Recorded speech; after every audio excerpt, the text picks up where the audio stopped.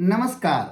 मैं वीरेंद्र कुमार पालीवाल आप सभी प्रियजनों को प्रातःकालीन शुभ विचार श्रृंखला के इस अंक में हार्दिक स्वागत करता हूं। प्रातःकालीन मंगल कामनाएं प्रेषित करता हूं और इस श्रृंखला में सम्मिलित होने के लिए आभार व्यक्त करता हूं और बारंबार धन्यवाद देता हूं। आज का चुना हुआ दिव्य गुण अभय है। आपको पता ही है कि श्रीमद् भगवद गीता के अध्याय 16 दैविक संपदाओं को प्राप्त व्यक्तियों के लक्षण पूर्णावतार भगवान श्री कृष्ण ने गिनाए हैं। श्लोक नंबर 2 हम पूरा कर चुके हैं। 11 दिव्य गुण के बारे में एक दिन में चर्चा कर चुके हैं। आज श्लोक नंबर 1 की बारी है। इसमें पूर्णावतार भगवान श्री कृष्ण ने अभय को पहला गुण गिनाया है। वो संपदा, सबसे पहले दिव्य संपदा अभय है। दूसरी अंतःकरण में शुद्धि, तीसरी आत्मज्ञान में दृढ़ता, दान, दया, इंद्रियों पर पूर्ण तौर से संयम, ईश्वर के प्रति समर्पण पूर्वक यज्ञ, वेद, शास्त्र और स्वयं का अध्ययन, तपश्चर्या, शरीर, वाणी, मनसा वाचा कर्मणा से तपस्या और आर्जवम, सरलता, छल कपट से पूर्ण मुक्ति। आइए उस श्लोक को दोहरा लेते हैं। अभयम सत्य संशुद्धिम ज्ञानो योगो व्यवस्थिति दानम दमश्च यज्ञश्च स्वाध्याय तपः आर्जवम। तो क्या अभय दैविक गुण का अर्थ निडरता है? सोचना पड़ेगा। सबसे पहली बात, जो अपराधी प्रवृत्ति के व्यक्ति होते हैं, निडरता तो उनमें भी होती है। बिना निडर हुए अपराध करना कैसे संभव होगा? मालूम तो है कि इस अपराध की ये सजा नियत है, निश्चित है, लेकिन उसके बावजूद भी अपराधी अपराध करते हैं।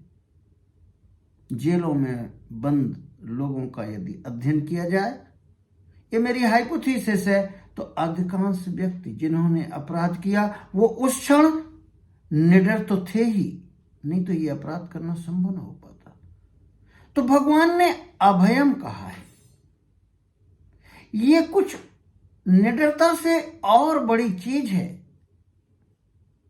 निडरता अगर कहनी थी तो संस्कृत में इसके लिए समानार्थी शब्द दूसरे हो सकते थे, पर अभयम कहा।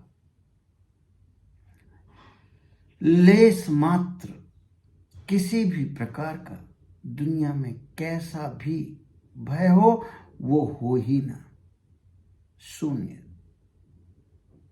वैसे जानकारी के लिए बहुत सारे अगर प्रकार गिने जाएं या कौन कौन से भय हमारे दिमाग में हो सकते हैं, तो सबसे बड़ा भय मृत्यु का भय हो सकता है। मैं कहीं मर न जाऊं, इसीलिए तो जघन्य अपराधों की सजा मृत्युदंड चुनी गई, जिससे लोग डरे।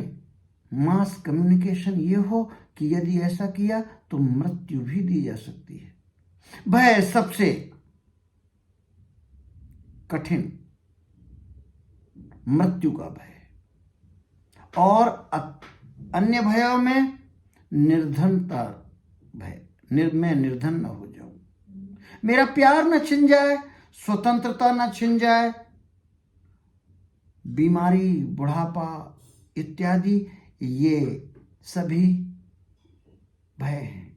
और सबसे बड़ा भय तो भविष्य का भय, भविष्य में क्या होगा, या यूं कहिए अनिश्चितता इसके मूल में है। और गहराई से मनोवैज्ञानिक अगर अध्ययन किया जाए तो अनरियल फियर बहुत होते हैं। इसीलिए तो जो मनोवैज्ञानिक सलाह देते हैं तो वो कहते हैं कि जो आपका भय है, भय दूर करने के लिए जब बात होती है तो पहले तो उसको ये समझाया जाता है कि आपका भय रियल है या इमेजिन्ड है। अगर इमेजिन्ड हुआ तो बहुत जल्द खत्म होने की संभावना है। फिर उसकी स्टैटिस्टिक्स समझाई जाती है कि यदि ऐसा हुआ भी तो इसकी संभावनाएं कितनी है। बहुत नगण्य संभावनाएं हैं। तो और दूसरा, मृत्यु के बारे में तो सनातन साहित्य में बहुत ही अच्छा अवसाद खत्म ही कर दिया। आत्मा तो अजर अमर है, soul is immortal, Swami Vivekananda.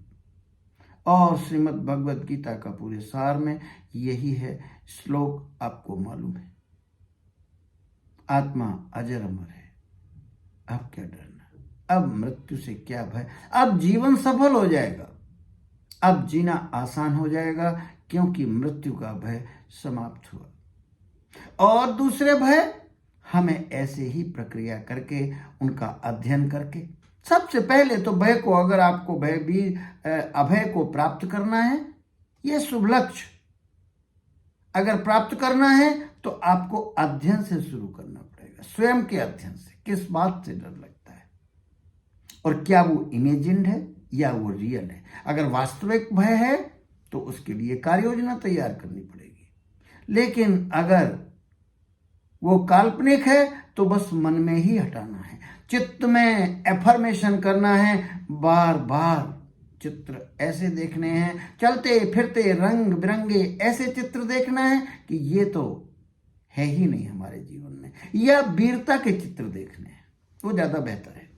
और भी अच्छी बात कही जाए, जस्ट उल्टे उसके वीरता के चित्र अपने मन में देखने हैं और बार बार देखने हैं, अल्पावस्था में देखने हैं, सोने के पहले, जागने के बाद, खाना खाने के बाद, और अल्पावस्था में जाकर देखे गए चित्र आपके अंतर मन में, सबकॉन्शियस माइंड में बैठ जाते हैं और वो भय दूर होने की पूरी संभावना हो जाती है। और बहुत सधे कदम, थोड़ा थोड़ा, जिस बात से भय लगता है, डर लगता है, अंधेरे से डर लगता है, एक बार 2 मिनट के लिए अंधेरा में रह के देखिए, फिर लाइट जला लीजिए, धीरे धीरे करके आपको समझ में आ जाएगा कि ये डर व्यर्थ है।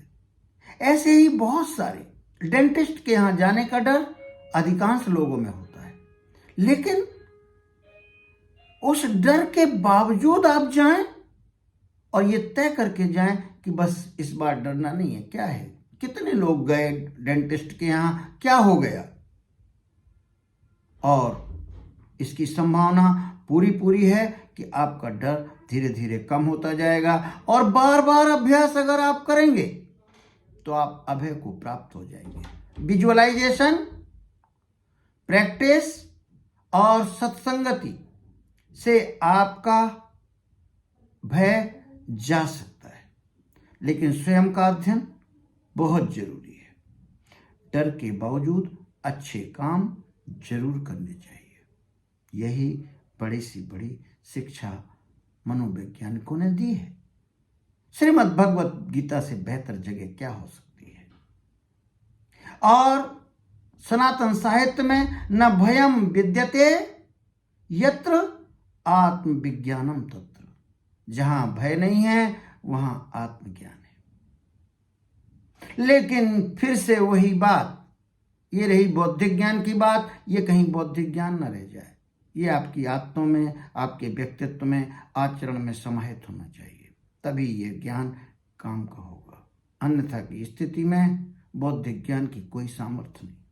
यदि आपको ये वीडियो अच्छा लगा हो तो कृपया सब्सक्राइब करें, बेल आइकन की घंटी जरूर दबाएं, जिससे कि आपको ऐसे वीडियो मिलते रहें। आप क्या सोचते हैं भय के बारे में? आपके क्या प्रश्न हैं जो दिमाग में उठते हैं? जरूर पूछें, जरूर लिखें, कमेंट सेक्शन में जाएं और लिखें।